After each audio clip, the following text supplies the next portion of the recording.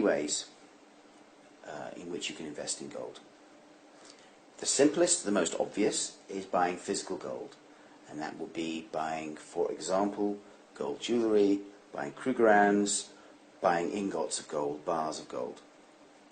The second way that you should think about this is buying some kind of contract whose price is fixed to the price of gold.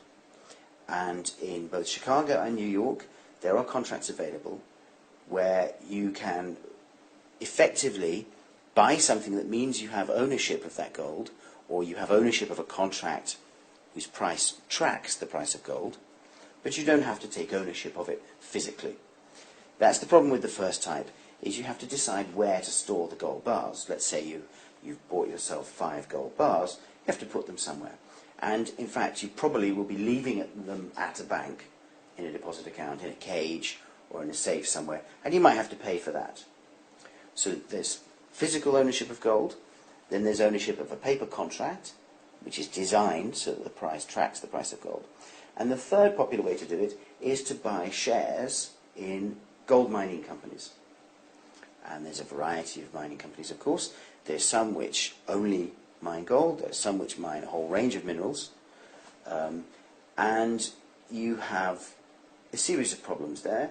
One of the problems is that, like all shares, it's more complicated than simply the price of gold.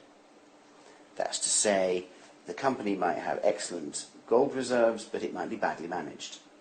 Or the company might be very well managed and actually have not such good gold reserves.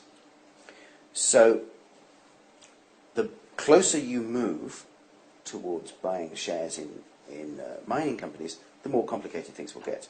On the other hand, it's relatively easy to buy and sell shares. And on occasion, you might find it difficult. For example, if you have physical possession of gold, it can be quite difficult to sell the gold.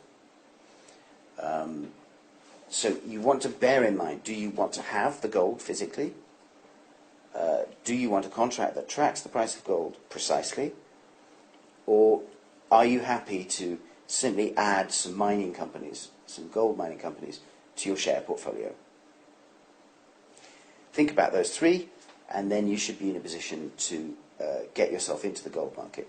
One other thing to consider is that lots and lots of gold is held in bullion form by central banks and is used by central banks as an instrument for covering losses, for moving their own currency around, for defending their currency. So if the currency is weakening, you might find that they are selling off gold in order to pay for day-to-day operations to defend their currency. What that means is gold is a good investment, but it's not as straightforward as it looks. It's widely used as a bullion.